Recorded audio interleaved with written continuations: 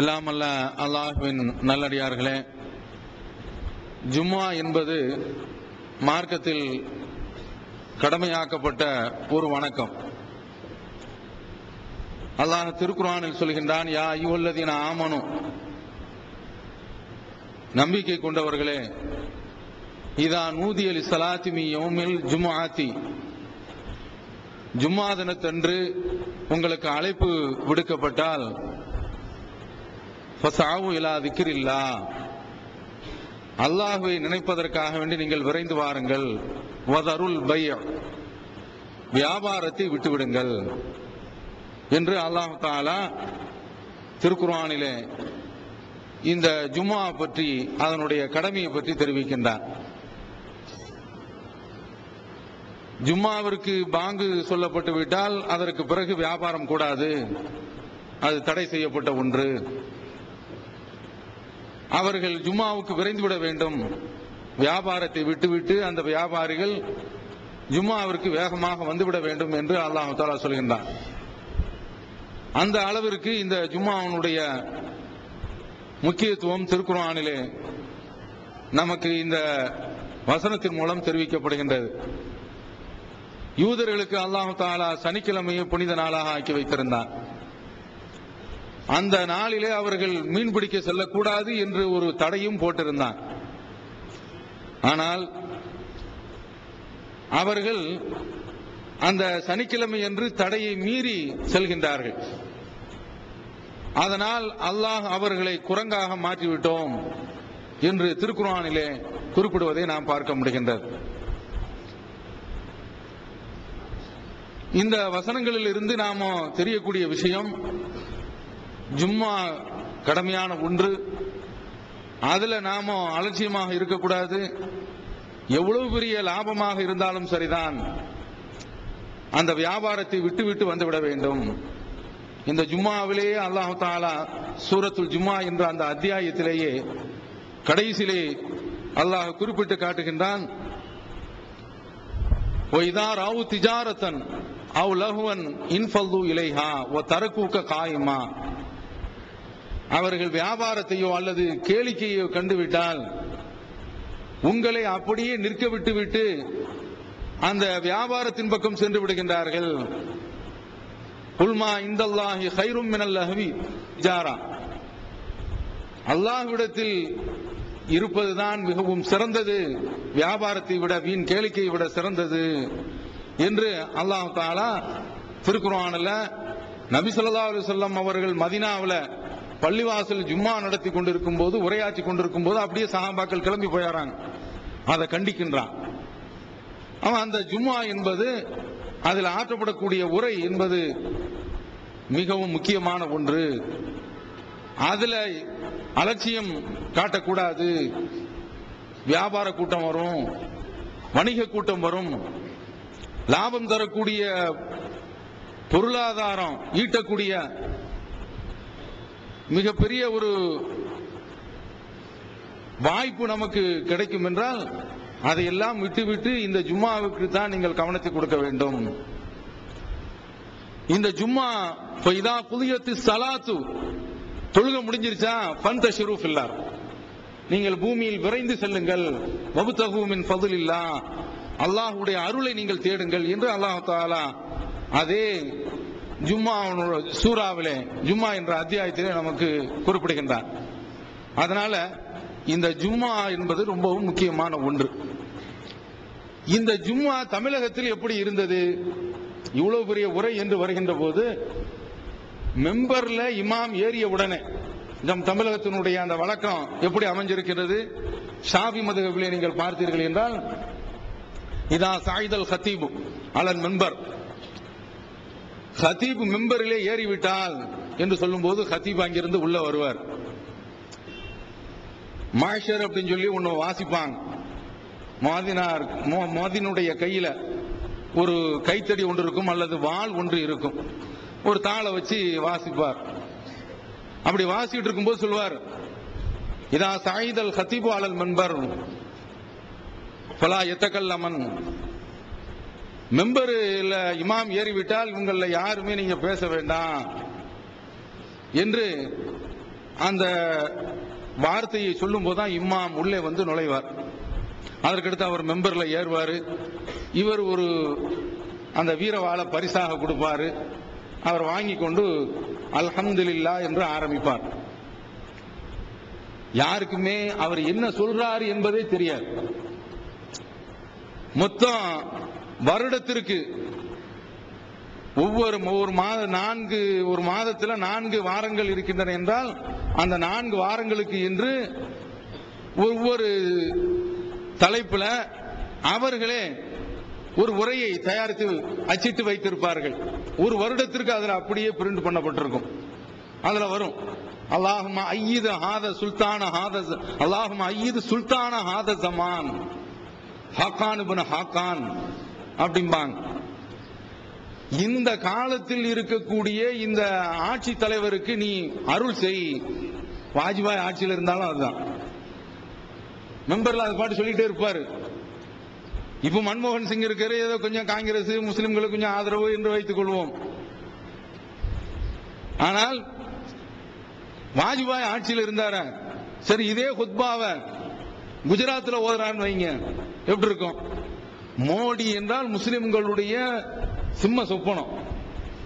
அவன் முஸ்லிம்களை கருவறுத்தவன். நவீன காலத்தில் வாழக்கூடிய ஒரு ஹிட்லரு, அவ்வளவு பெரிய ஒரு ஆளையும் இந்த துவாவின் மூலமா இவர்கள் வாழ்த்தி விட்டு போவார்கள். அதுவும் மெம்பர்ல இருந்து கொண்டு. இப்படி எல்லாம் ஜும்மா இருந்தது. மகளிருக்கு வழிகாட்டும் மாத இதழ் தீன்குல பெண்மணி. தமிழ்நாடு தவ்ஹீத் ஜமாத்தின் மேற்பார்வையில் முஸ்லிம் பெண்களுக்கான இல்லற கடமைகள், மருத்துவ பகுதி, சிறுவர் பகுதி, திருமண தகவல் பகுதி, ஹதீஸ் திறனாய்வு போட்டி மற்றும் பல சுவையான அம்சங்களுடன் வெளிவரும் முஸ்லிம் பெண்களுக்கான முழுமையான மாத இதழ் தீன்குல பெண்மணி. ஆண்டு சந்தா உள்நாடு ரூபாய் 100, வெளிநாடு ரூபாய் 650, தனி இதழ் ரூபாய் 9. உங்கள் MODD-களை எடுத்து அனுப்ப வேண்டிய முகவரி தீன்குல பெண்மணி, நம்பர் 30, அரண்மனைக்காரன் தெரு, மண்ணடி, சென்னை 1. உணர்வு முஸ்லிம் சமுதாயத்தின் நம்பர் 1 தமிழ் வார இதழ். உறங்கி கிடந்த முஸ்லிம்களின் உணர்வுகளை தட்டி எழுப்புவதற்கு 13 ஆண்டு கால வரலாற்று சாதனை படைத்த ஒரே இதழ் உணர்வு. செய்திகளில் நடுநிலைமை, விமர்சனங்களில் நேர்மை, சமுதாய செய்திகளுக்கு முன்னுரிமை, இஸ்லாத்தின் எதிரிகளை அடையாளம் காட்டுதல், அரசியல், ஆன்மீகம் பற்றிய கேள்விகளுக்கு ஆணித்தரமான பதில்கள், ஆய்வு கட்டுரைகள், பல சுவையான அம்சங்களுடன் வெளிவரும் உணர்வின் வாசக சமுத்திரத்தில் நீங்களும் சங்கமமாகுங்கள். ஆண்டு சந்தா உள்நாடு ரூபாய் 400, வெளிநாடு ரூபாய் 1300, தனி இதழ் ரூபாய் 8. உங்கள் டிராஃப்ட்களை Muslim media trust number 7, Vadamaraikkal street, 2nd floor, Mannadi, Chennai 1 என்ற முகவரிக்கு அனுப்பி வையுங்கள். Email unarvu@readofmail.com. அவன் தவ்ஹீத் ஜமாத் வந்த பிறகு அந்த அரபையே மாத்தணும். ஜும்மா உரை என்பது எப்படி இருக்க வேண்டும்? நபி ஸல்லல்லாஹு அலைஹி வஸல்லம் அவர்கள் உரையாற்றுகின்ற பொழுது இந்த குத்பா தான் இன்றைக்கு கொத்பா என்று மாறிவிட்டது. கொத்பா பள்ளிவாசல் அப்படிங்கிறாங்கல்ல. இன்னும் சில இடங்கள்ல அந்த குத்பா ஓதக்கூடிய அந்த குடும்பம் தான் இன்றைக்கு நம்ம ஊர்ல இருக்காங்க. கொத்துவா குடும்பம் அப்படிம்பாங்க. அந்த இமாம்களாக இருக்கக்கூடியவங்க குத்பா லெப்பை அதான் கொத்துவா லெப்ப அப்படின்னு ஆயிப்போச்சு.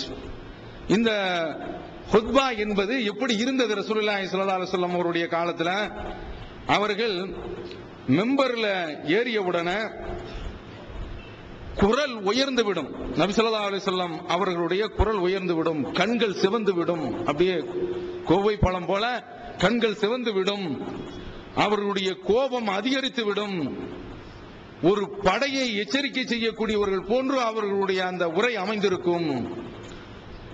ரசூலுல்லாஹ் சொல்வாங்களாம், முஸ்லிம்ல இடம் பெறுகின்றது, யகூலு சப்பஹக்கும் மஸ்ஸாக்கும்.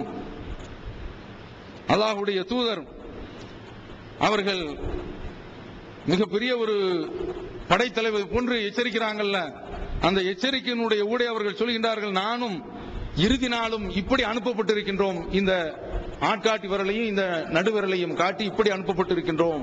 கியாமத் நாள் ரொம்பவும் நெருங்கி விட்டது என்று 2 கையையும் காட்டி அவர்கள் மிகப்பெரிய, அதாவது இந்த உலகம் அழிய போகிறது என்பது போன்று அவர்களுடைய அந்த உரை அமைந்திருக்கும். எச்சரிக்கை அப்படி அமைந்திருக்கும். ரொம்ப கவனமா இருந்துக்கங்க, அலட்சியமா இருந்து விடாதீர்கள், மெத்தனமாக இருந்து விடாதீர்கள் என்று நபி ஸல்லல்லாஹு அலைஹி வஸல்லம் அவர்களுடைய அந்த உரை அமைந்திருக்கும். ஆனா இவர்கள் மெம்பர்ல ஏறிய உடனே நீங்கள் பார்த்தீர்கள் என்றால் அப்படியே பேசிக்கிட்டு இருப்பாங்க. சகஜமா உட்கார்ந்து அவர்கள் உரையாடி கொண்டிருப்பார்கள். இந்த ஆள் அவன்கிட்ட பேசிட்டு இருப்பான், அவன் இவன்கிட்ட பேசிட்டு இருப்பான். இதற்கு காரணம் இங்கேயும் ஒரு சில ஆட்கள் அப்படி சேர்றாங்க. புதிதாக இருப்பதன் காரணத்தினால். சில பேர் என்ன செய்வாங்க, தூங்குவாங்க. தூக்கம் எப்படியா, அதாவது அந்த தலையை ஆட்டிக்கிட்டு அந்த உரையில வந்து ரொம்ப காந்த ஒரு ஈர்ப்புல இருக்கிற மாதிரி நல்ல தலையை ஆட்டி அப்படியே அந்த ரசனையோட கேட்கறாங்களாம், அப்படியும் இருக்கும். சரி, இப்படி இருந்தா கூட பரவாயில்ல, சைத்தான் வந்து அமுக்குவான். ஆனா பக்கத்துல உட்கார்ந்து பேசிக்கிட்டு இருப்பாங்க. ஒரு ஆளு ரசூலுல்லாஹி ஸல்லல்லாஹு அலைஹி வஸல்லம் அவர்கள் சொல்றாங்க, நீ பக்கத்தில் இருக்கக்கூடிய ஆளை பார்த்து அன்சித், மௌனமாக இரு என்று சொன்னால் பக்கத்தில் அகவுத்த, உன்னுடைய ஜும்மா பாலா போயிடுச்சு ரசூலுல்லாஹ் சொல்றாங்க. ஏன் இப்படி சொல்றாங்க? இவன் அவனை பார்த்து சொல்லுவான், பேசாம இரு, உனக்கு என்ன வந்துட்டு அப்படிமா. இவன் அங்கேயே சண்டை ஏற்பட்டு அதான் ரசூலுல்லாஹ் அழகா அடிச்சுட்டாங்க. குத்பா உரை நடக்கும் போது, சொற்பொழிவு ஆற்றும் போது, இமாம் பேசிக் கொண்டிருக்கும் போது நீங்க ஒரு ஆளை பார்த்து சொல்லாதீங்க, இமாம் சொல்லிக்கிறார். அந்த அளவிற்கு அந்த உரை கவனிக்கப்பட வேண்டும். இவன் அரபியில இருந்தா இவனுக்கு என்ன விளங்கும்? அதனாலதான் சமுதாயமே கெட்டு போனதற்கு அதுதான் காரணம். வீணாக போன வெள்ளி மேடைகள். இந்த ஜும்மாவில தான் அந்த கருத்துக்களை சொல்லணும். இதுல சில இடங்கள்ல கொஞ்சம் போல மற்ற இப்போதும் நீங்கள் பள்ளிகள் பார்த்தீர்கள் என்றால் குத்பா பள்ளி உட்பட ஒரு அரை மணி நேரம் கீழே இருந்து உரையாற்றுவாங்க, சடங்கு மாதிரி. அதற்கு பின்னால மெம்பர்ல ஏறி கொஞ்ச நேரம் பயானு. இது என்ன முறை? இது ரசூலுல்லாஹ் வந்த உடனே மெம்பர்ல ஏறுவாங்க, பாங்கு சொல்லப்படும், உரையாற்றுவார்கள். இதுதான் ஹதீஸ்ல வருது. அல்லாஹ்வுடைய தூதர் செய்த முறை இதுதான். நீ மக்களுக்கு விளங்கக்கூடிய அந்த மொழியில தான் பேச வேண்டுமே தவிர, அப்போதுதான் அவரிடத்தில் ஒரு ஈர்ப்பு இருக்கும், அப்போதுதான் அவரிடத்துல ஒரு கவனம் இருக்கும். தமிழ்ல சொல்லியே தூங்கிட்டு இருக்கிறான். அப்ப அரபில சொன்னா படுக்கையை போட்டுருவான், இன்னும் சொல்ல போனால் தலானியும் தூக்கிட்டு வந்துருவான். அப்ப அதனால இந்த உரை என்பது அதை தௌஹீத் ஜமாத் வந்து அதுல மாற்றத்தை கொண்டு வந்தது. ஒரு ஃபார்மாலிட்டிங்கிற அடிப்படையில கொஞ்சம் போல அரபிக் டெக்ஸ்ட் கொஞ்சம் வாசிக்கிறது, அதற்கு அடுத்து கொஞ்சம் போல தமிழ வாசிக்கிறது, ஒரு பிரயோஜனம் கிடையாது. ஜும்மா என்றால் அன்றாட பிரச்சனைகளை எடுத்து அலச வேண்டும். கருணாநிதின்னு ஜும்மாவில் சொல்றாருங்க. என்ன அட, அல்லாஹ் தஆலா குர்ஆன்ல தப்பத்தியதா அபீலஹப்னு சொல்றானே, எவ்வளவு பெரிய கொடுமையான ஆளு. அபூலஹப் அல்லாஹ் தஆலா சொல்றான், அத தொழுகையில ஓதுறோம். ஃபிரௌனை பத்தி அல்லாஹ் தஆலா சொல்றான், தொழுகையில ஓதுறோம். அவன மாதிரியான ஒரு காஃபிர் இருக்க முடியுமா? காரூனை பத்தி அல்லாஹ் தஆலா சொல்றான், பயங்கரமான ஆளு. அப்ப அவனுடைய பேரெல்லாம் ஜும்மாவில் சொல்லப்படும் போது பாருங்க ஜெயலலிதா பேரை சொல்லிட்டாங்க. ஜும்மா இதெல்லாம் ஜும்மாவா? இன்னும் இதை சொல்வதற்கு காரணம் இன்னும் நம்ம ஜமாத் வளர்ந்துட்டே இருக்கு, நிறைய புதுமுகங்கள் வர்றாங்க.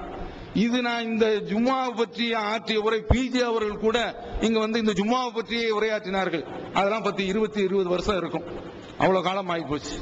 நீண்ட காலம் ஆகி போனதுனால அதையெல்லாம் திரும்ப திரும்ப மக்களிடத்தில் நினைவுபடுத்திக் கொண்டே இருக்க வேண்டும். நம்முடைய சகோதரர் கூட நினைக்கலாம், சிலை திறப்புக்கு ஒரு ஆள் வர்றாரு, அதையும் ஜும்மாவில் பிடிச்சு கண்டிக்கணும், இது நமக்கு தேவையா என்று கூட நினைக்கலாம். அப்படி கிடையாது. தௌஹீதுங்கிற பேரு இப்ராஹிம் அலைஹிஸ்ஸலாம் அவர்கள் அவர்களுடைய கொள்கையை தாங்கி இருக்கக்கூடிய பேரு தான் அந்த தௌஹீது. அதை சொல்லிக்கிட்டு ஒருவன் சிலை திறப்புக்கு போகின்றான் என்றால் சும்மா விட மாட்டோம், கீறி கிழித்து விடுவோம். எதற்கு? அதாவது இது வந்து என்ன சொல்றாங்கன்னா, சமீபத்தில் காவல்துறையில ஒரு கலந்துரையாடல் மாதிரி நடந்துச்சு. அதுல எல்லாருமே மசூத் ரஹ்மானுடைய அந்த ஜும்மாவை பற்றி தான் காவல்துறையில புகார் செய்யறாங்க. பள்ளிவாசல்ல பாருங்க, தனிநபர் விமர்சனம் செய்கின்றார்கள். வா, தைரியமா எவ்வளவு அப்படி பேசுறானோ நேரடியா அங்க வந்து சொல்லு. தனிநபர் விமர்சனம்ங்கிறத எப்படி செய்யறங்கிறத சொல்லு, நேருக்கு நேரா பேசுவோம். காவல்துறையில போய் சொல்றாங்க, பள்ளிவாசல பேசுறாங்க பாருங்க, அப்படித்தான் பேசுவோம். உயிர் அடங்கினாலும் சரிதான், சத்தியம் என்று வருகின்ற பொழுது எந்த கொம்பனுக்கும் இந்த ஜமாத் பயப்படாது, சத்தியத்தை சொல்லுவோம். காவல்துறை சொன்னதுனால நிறுத்தணும் நினைக்கிறீங்களா? சட்டத்துக்கு உட்பட்டது, சட்டத்துக்கு உட்பட்டு எதையும் பேசலாம். அப்ப என்ன நீங்கள் பார்க்க வேண்டும் என்றால், அதே போல பொது வெளிமேடைகளில் அப்படி பேசுகின்றார்கள். நாம என்ன சொல்றோம் தெரியுமா? எங்களை பற்றி எவ்வளவு விமர்சிக்கிறான், பகிரங்கமா காஃபிர்னு சொல்லிட்டு போறான். நாங்க வந்து அதை கண்டுக்கிறோமா? ஆனா எங்க மக்களுக்கு விளக்கம் சொல்றோம். இவன் சொன்னது தப்பு, இவனை அடையாளம் நீங்கள் தெரிந்து கொள்ளுங்கள் என்று சொல்லும் பொழுது பாருங்க எங்களை பத்தி பேசுறான், எங்களை பத்தி பேசக்கூடாது, இப்படியே கிளம்பி இருக்கிறான். அந்த டமார் டிமார் எல்லா பார்ட்டிகளும் எங்களை பத்தி பேசக்கூடாது. யார் ராணி? எவனா இருந்தா என்ன? சத்தியத்தினுடைய பாதையில நீங்க அந்த பாதையில் நின்று கொண்டு அந்த சத்தியத்தினுடைய போர்வையில அசத்தியத்தை நுழைக்க முயன்றீர்கள் என்றால் விட்டு வைக்க மாட்டோம். இதுல இந்த பள்ளிவாசல்ல உரையாற்றுறதுனால உயிர் போகும்ங்கிறது தெரிந்து கொண்டுதான் இந்த பள்ளிவாசல் இருந்து உரையாற்றி கொண்டிருக்கின்றோம். அதனால இந்த பணங்காட்டு நரியினுடைய சலசலப்புக்கு இந்த ஜமாத்து ஒருபோதும் பயப்படாது. எவ்வளவு பெரிய ஆளாக இருந்தாலும் சரிதான். பேச்சுரிமை என்பது இந்த நாட்டினுடைய அரசியல் சட்டத்தில் உள்ளது. அவனுடைய குடும்பத்தில் உள்ள ஏதாவது ஒரு சம்பவம் நடந்துச்சு, அதை பத்தி பேசுறோமா? அல்லது அவன் கட்ட நெட்ட கொண்ட வச்சிருக்கிறான் அந்த மாதிரி நம்ம பேசுறோமா? கிடையாது. நமக்கு அது தேவையில்லை. எப்போது மார்க்கத்தில் உள்ளே நுழைகின்றான் என்றால் அப்போது தனிநபர்லாம் கிடையாது. மார்க்கம் தவறாக புரிந்து கொள்ளப்படும் என்றால் உடனே அதற்காக வேண்டி நாம எதிர்ப்பு தெரிவித்து ஆக வேண்டும். அது தனிநபர் விமர்சனமாக வராது.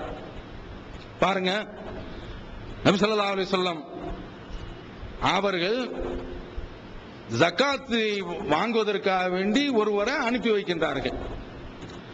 அவரு ஜகாத்தை வசூல் செய்வதற்காக வேண்டிய அரசு அதிகாரி போறாங்க. போகக்கூடிய இடத்துல அவரை சந்தித்த அந்த மக்கள் ஜகாத்தையும் கொடுக்கறாங்க. கொடுத்துட்டு இந்தாங்க ஒரு வாட்சி, இது உங்களுக்கு கிஃப்ட். இந்தாங்க ஒரு அயன் பாக்ஸ், இது உங்களுக்கு ஒரு கிஃப்ட். இந்தாங்க ஒரு பார்க்கர் பெண்ணு, இந்தாங்க இதை வச்சுக்கோங்க அப்படின்னு சொல்லி எல்லாம் விலை மதிப்பு சாதனங்களா கொடுக்கறாங்க. இவர் வசூல் செய்து விட்டு நேராக நபி ஸல்லல்லாஹு அலைஹி வஸல்லம் அவர்களுடைய முன்னிலையில அமர்றாங்க. அந்த ஜகாத் பொருட்களை எல்லாம் அப்படியே கொட்டுகின்றார்கள். இந்த பக்கத்துல நேர்மையா தான் நடக்கிறார். தனக்குன்னு சொல்லி அவருக்குன்னு சொல்லி கொடுத்தாங்களே அந்த அன்புகளுக்குகளையும் தூக்கி வைக்கிறார். வச்ச உடனே ரசூலுல்லாஹ் சொல்றார், அல்லாஹ் யா ரசூலல்லாஹ், அல்லாஹ்வுடைய தூதரே, ஹாதா அலக்கும் வ ஹாதா உஹ்தி அலி, இது உங்களுக்குரியது. வசூல் பண்ண சொன்னீங்கல்ல, அது உங்களுக்குரியது. இது எனக்கு கிஃப்டாக வந்தது என்று சொன்ன உடனே ரசூலுல்லாஹ்வுடைய முகமே மாறி போச்சு. ரசூலுல்லாஹ் கேக்குறாங்க, அஃபலா கஅத்த ஃபி பைத்தி அபீக, உங்க அப்பன் வீட்டுல நீ உட்கார கூடாது? அப்படியே கேக்குறாங்க. ஓ உம்மிக்க, உங்க அம்மாவுடைய வீட்டுல உட்கார்ந்துக்க. நல்லர்த்த அப்பம் பாரு, யுஹதா லக அம்லா, உனக்கு இந்த அன்பளிப்பு கிடைக்குமா கிடைக்காதுன்னு அப்பம் பாரு. இந்த வார்த்தையை பயன்படுத்துறாங்க பாருங்க. இதுலயே முடிஞ்சு போச்சு. சபையில வச்சு கண்டிச்சுட்டாங்க. முடிஞ்சு போச்சு இல்ல, எழுந்துட்டாங்க. காம சும்ம காம ரசூலுல்லாஹி ஸல்லல்லாஹு அலைஹி வஸல்லம் அஷியத பஅத ஸலாத், அந்த தொழுகைக்கு பிறகு உள்ள அந்த மாலை நேரத்தில் எழுந்திருச்சு ஃபஷஹத அஷ்ஹது அன் லா இலாஹா இல்லல்லாஹ் சொல்றோம்ல, அம்மா பாத் என்று சொல்லி இதை சொல்றாங்க. அல்லாஹ்வை புகழ்கின்றார்கள். அல்ஹம்துலில்லாஹ் நஹ்மதுஹு வ நஸ்தஈனுஹு சொல்றோம்ல, அது மாதிரி புகழ்றாங்க. அம்மா பாத் ஃபமா பாலுல் ஆமிலி நஸ்தஅமிலுஹு, நாம ஒரு ஆளை ஒரு ஊழியரை நியமித்து இருக்கின்றோம். அவர் வசூல் செய்துவிட்டு நம்மிடத்தில் வருகின்றார். ஹாதா மின் அமலிக்கும், இது நீங்க சொன்ன வேலை, அதை முடிச்சிட்டேன். வஹாதா உஹ்தி அலி, இது எனக்கு அன்பளிப்பு செய்யப்பட்டது என்று சொல்கின்றார். அஃபலா கஅத ஃபீ பைத்தி அபீஹி வ உம்மிஹி, இவர் அவனுடைய அப்பனுடைய வீட்டுல உட்கார்ந்து இருக்க வேண்டாமா? அவருடைய தாய் வீட்டுல, அவங்களுடைய உம்மா வீட்டுல உட்கார்ந்திருந்து ஃபனல்லர ஹல் யுஹதா லஹு அம்லா, அவருக்கு அன்பளிப்பு கிடைக்குதா கிடைக்கலையா என்று பார்க்க வேண்டாமா? ஃபவல்லதி நஃப்ஸி பியதி நஃப்ஸு முஹம்மதின் பியதி, முஹம்மதுடைய ஆத்மா எவனுடைய கையில் இருக்கின்றதோ அவன் மீது சத்தியமாக சொல்கின்றேன், லா யகுல்லு அஹதுக்கும் மின்ஹா ஷையன், இப்படி வசூலுக்காக வேண்டி ஜகாத் வசூலுக்காக வேண்டி ஒருவர் அனுப்பி அவர் அங்கிருந்து அதை எடுத்துக்கொண்டு மறுமை நாளில் அவர் வந்தார் என்றால் அந்த பொருளை, அது ஒட்டகம் என்ற அடிப்படையில் அன்பளிப்பா வந்திருந்தது என்றால் ஜகாத்து, அதை அவர் சுமந்து கொண்டு வருவார். அந்த ஒட்டகம் கத்தி கொண்டு வரும். அவர் மாட்டை இது போன்று பெற்றிருந்தார் என்றால் ஜகாத்து தொகை, அதற்கு என்று மாட்டு சத்தம், அந்த சத்தத்தோடு அது வரும். ஆடா இருந்தா ஆட்டுக்குரிய சத்தத்தோடு வரும். நான் உங்களுக்கு இடத்தில் இதை பற்றி எச்சரிக்கை செய்து விட்டேன், எடுத்து சொன்னேனா இல்லையா? ரசூலுல்லாஹ் கேக்குறாங்க. அப்படி சொல்லிட்டு கையை உயர்த்துறாங்க. கையை உயர்த்தி எதற்கு? நான் உங்களுக்கு இதை சொல்லிவிட்டேனா என்று ரசூலுல்லாஹி ஸல்லல்லாஹு அலைஹி வஸல்லம் அவர்கள் இப்படி கையை உயர்த்தி சொல்றாங்க, அல்லாஹ்வை சாட்சியாக்கி. அப்படி கையை உயர்த்துகின்ற பொழுது அவருடைய அந்த கக்கத்தினுடைய வெண்மையை நாங்கள் பார்த்தோம். புகாரில வருது. 6636 3 மட்டும்தான் இடையில எடுத்து பார்த்துக்கங்க புகாரில. எதற்கு சொல்றாங்க? இவரு இப்ப தனிநபர் கேவலம்லாம் பார்க்க கூடாது, தனிநபர் விமர்சனம்லாம் அங்க கிடையாது. இப்படி ஒவ்வொருவரும் நடந்தால் ரசூலுல்லாஹ் என்ன பாயிண்ட் சொல்றாங்க? இவரு ஜகாத்துக்காக வேண்டி போறாரு, ஜகாத்துக்காக வேண்டி போகும்போது அந்த தொகையை வாங்கிட்டு அப்படியே வரணுமே தவிர எனக்கு உனக்குன்னு எப்படி பிரிக்க முடியும்? இவர் போனது எதற்காக வேண்டி? அதனால தானே கொடுத்தான். சும்மா இவர் விசிட்டு போட்டுமா கொடுப்பானா? ரசூலுல்லாஹ் கேக்குறாங்க பாருங்க. அப்ப இது ஒரு கெட்ட முன்மாதிரி. உடைக்கிறாங்க பாருங்க, மெம்பர்ல ஏறி உடைக்கிறாங்க, அல்லது மக்களுக்கு முன்னால் நின்று பயான் பண்ணி சொற்பொழி வாத்தி அதை உடைக்கிறாங்க. இதே போன்று இன்னொரு சம்பவம், பெரிய குளத்து பெண்மணி மக்சூமி கோத்திரத்தை சார்ந்த ஒரு பெண்மணி திருடி விட்டார்கள். அவங்க யோசிக்கிறாங்க யாரை பிடிச்சி ரசூலுல்லாஹ்ட்ட போகலாம், ஏன்னா சட்டம் கையை விட்டுறதுதான், யாரை பிடிச்சி ரசூலுல்லாஹ்ட்ட போகலாம் என்று வரக்கூடிய அந்த நேரத்தில் உசாமா தான் ரசூலுல்லாஹ்வுக்கு ரொம்பவும் பிரியமான பிள்ளை, வளர்ப்பு மகனுடைய பையன். ரொம்ப ரசூலுல்லாஹ் அந்த பையன் இடத்துல அன்பு செலுத்துவார்கள். ரசூலுல்லாஹ்வுக்கு ரொம்ப பிரியமான பிள்ளை. நாம அவரை பிடித்து ரசூலுல்லாஹ்ட்ட பேசுவோம், அவர் தான் துணிச்சலா பேசுவார் என்று சொல்லி ரசூலுல்லாஹ்ட்ட வந்த உடனே அல்லாஹ்வுடைய தூதர்கிட்ட அல்லாஹ்வுடைய தூதரே, இந்த பெண்மணி கொஞ்சம் ஒரு பெரிய இடத்து பெண்மணி, நீங்க விட்டுருங்க, கொஞ்சம் மன்னிச்சு விட்டுருக்கிறேன் என்று இப்படி சொன்ன உடனே ரசூலுல்லாஹி ஸல்லல்லாஹு அலைஹி வஸல்லம் அவர்களுடைய முகம் அப்படியே மாறி போய் விட்டது. அடுத்து கேக்குறாங்க, அத்துகல்லிமுனி ஃபீ ஹத்தின் மின் ஹுதூதில்லாஹ், அல்லாஹ்வுடைய சட்டங்கள்ல ஒரு சட்டத்தை நான் நிறைவேற்ற போறேன், அதை நிறைவேற்றாத நீ சொல்ல வந்திருக்கியா நீ கேக்குறாங்க.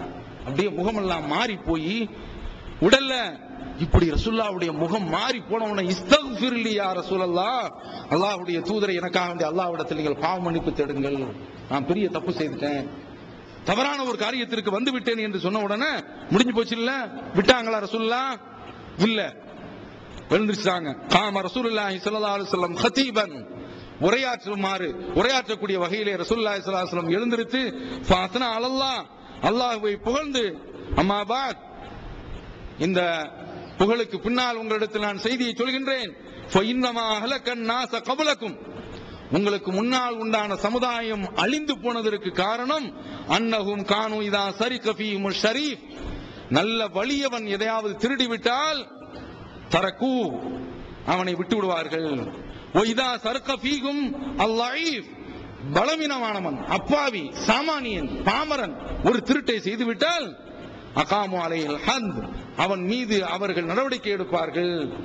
வல்லதி நஃப்சு முஹம்மதின் பியதி, என்னுடைய ஆத்மா எவனுடைய கையில் இருக்கின்றதோ, முகமதுடைய ஆத்மா எவனுடைய கையில் இருக்கிறதோ அவன் மீது சத்தியமாக சொல்கின்றேன், லவ் அன்ன ஃபாத்திமத பின்த் முஹம்மதின் சரகத் லகதஅத் யதஹா, இந்த முகம்மதுடைய மகள் ஃபாத்திமா திருடி இருந்தாலும் அவளுடைய கையை துண்டிச்சு எரிஞ்சிருவேன் அப்படிங்கிறான். பாருங்க, அவ என்ன இவங்களை பத்தி சொல்றாங்க. பின்னால இந்த பெண்மணி திருந்தி கையில்லாமலே ரசூலுல்லாஹ்ட்ட வர்றாங்களாம். அந்த பெண் நல்லா திருந்திட்டாங்கிற தகவலை நான் ரசூலுல்லாஹ்ட்ட நான் சொன்னேன் அப்படிங்கிறாங்க. இந்த செய்தியும் புகாரில இடம் பெற்றிருக்குது. 3403. இங்க என்ன பாக்குறோம்? தனிநபர் விஷயம், தனிநபர் விமர்சனம் பாக்குறாங்களா? மார்க்கத்துக்குள்ள நுழையிறாங்க. ரசூலுல்லாஹ் உடனே கிளம்பியாராம். அப்ப அதனால இதெல்லாம் தனிநபர் விமர்சனத்துல வராது. மார்க்கத்தில் ஒருவர் தவறான முறையில ஒருவர் விளங்கி கொண்டு அதுதான் மார்க்கம் என்று சொல்ல ஆரம்பித்தால் அது ஒரு கிட்ட ஒரு முன்மாதிரி ஆயிரும். இவ இந்த சிலத்திறப்பு விழாக்கு போறாங்க, பேரே சிலத்திறப்பு. பாருங்க, ரசூலுல்லாஹி ஸல்லல்லாஹு அலைஹி வஸல்லம் அவர்களுடைய மனைவியார் ஆயிஷா ரலியல்லாஹு தஆலா அன்ஹா அவர்கள் ஈகத்துவம் ஓரிரை கொள்கையை விளக்கும் மூப்பற்ற மாத இதழ் பிஜே சுலைமான், ஷம்சுல்லுஹா, இன்னும் பல சிறந்த அறிஞர்களின் கருத்து கருவூலங்கள், இன்னும் பல சிறந்த அம்சங்களுடன் வெளிவரும் ஏகத்துவம் இதழை படித்து உங்கள் மார்க்க அறிவை வளர்த்துக் கொள்ளுங்கள். ஆண்டு சந்தா உள்நாடு ரூபாய் 100, வெளிநாடு ரூபாய் 650, தனி இதழ் ரூபாய் 9. உங்கள் டிராப்டுகளை ஏகத்துவம் இலக்கம் 30 அரண்மனைக்காரன் தெரு, மண்ணடி, சென்னை 3 என்ற முகவரிக்கு அனுப்புவீர்கள். திருக்குர்ஆன் தமிழாக்கம் பி ஜெயினுலாபிதீன். அனைவருக்கும் புரியும் எளிய நடை. தேவைப்படும் வசனங்களுக்கு தெளிவான விளக்கங்கள். கலை சொற்களின் விளக்கங்கள். திருக்குர்ஆன் எவ்வாறு அருளப்பட்டது, எவ்வாறு தொகுக்கப்பட்டது என்பது குறித்து முழுமையான விளக்கம். நபிகள் நாயகம் ஸல்லல்லாஹு அலைஹி வஸல்லம் காலம் முதல் இன்று வரை குர்ஆன் பாதுகாக்கப்பட்ட வரலாறு. திருக்குர்ஆன் இறைவனின் வார்த்தைகள் என்பதற்கான அடுக்கடுக்கான ஆதாரங்கள். முந்தைய பதிப்புகளை விட மெருகூட்டப்பட்ட செய்திகள், கூடுதலான பக்கங்கள், அழகிய வடிவமைப்பு, உயர்தரமான பைண்டிங். விலை ரூபாய் 300 மட்டுமே. வெளியீடு மூன் பப்ளிகேஷன், நம்பர் 83/3, முதல் மாடி, மூர்தரு, மண்ணடி, சென்னை 1. போன் 65690810. அவங்க வீட்டுக்கு வர்றாங்க. வந்த ரசூலுல்லாஹி ஸல்லல்லாஹு அலைஹி வஸல்லம் அவர்கள் உள்ளேயே போகல, முகம்லாம் மாறி போய் இருக்குது. அப்ப உடனே ஆயிஷா கேக்குறாங்க, நான் என்ன தப்பு செய்துட்டேன் சொல்லும்போது, ஒரு திரைச்சீல அதுல உருவப்படம் இருக்கு, இது மாதிரி இருக்கக்கூடிய வீட்டுக்குள்ள நான் வர முடியாது அப்படிங்கிறாங்க. அதற்கு பிறகு அது கிழிக்கப்பட்ட பிறகுதான் ரசூலுல்லாஹி ஸல்லல்லாஹு அலைஹி வஸல்லம் அவங்களே தன்னுடைய கையால பிடிச்சி கிழிக்கிறாங்க. பாக்குறோமா, இது ஒன்று. அடுத்தது இதே போன்று ஃபாத்திமா ரலியல்லாஹு தஆலா அவருடைய வீட்டிற்கு வர்றாங்க. இதே போன்ற ஒரு தலை, இதுவும் புகாரில தான் இடம்பெற்றிருக்குது.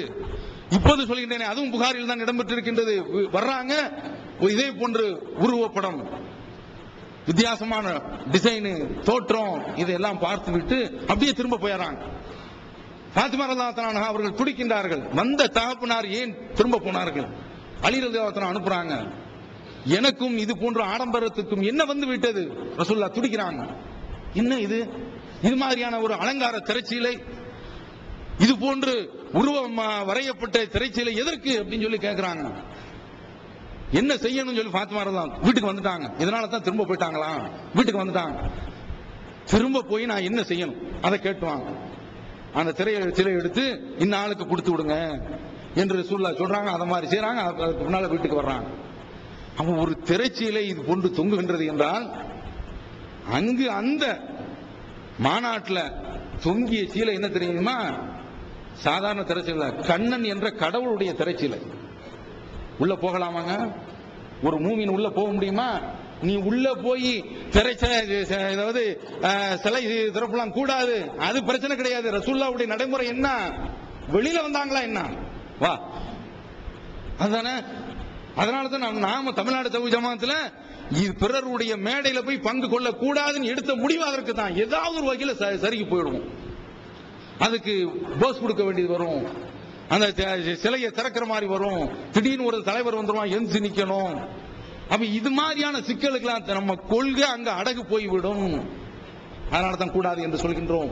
அப்ப இது மாதிரி மார்க்கத்திற்கு முரணாக போகும்போது அத மார்க்கம் என்று அதை வாதிடும் பொழுது யாருங்கிறத கிழிச்சு தான் விடுவோம்.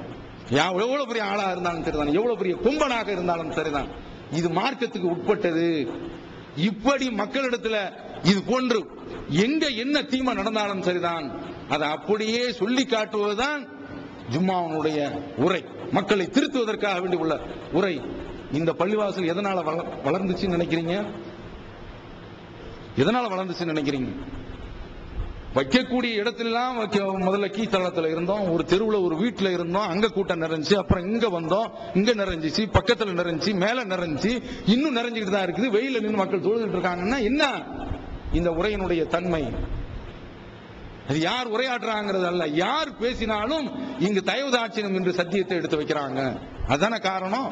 அப்ப அதனால ஜும்மா உரை என்பது இருக்கின்றது, அது மக்களுக்கு தெரிந்த மொழியில இருக்கணும், விளங்கக்கூடிய வகையில இருக்கணும்.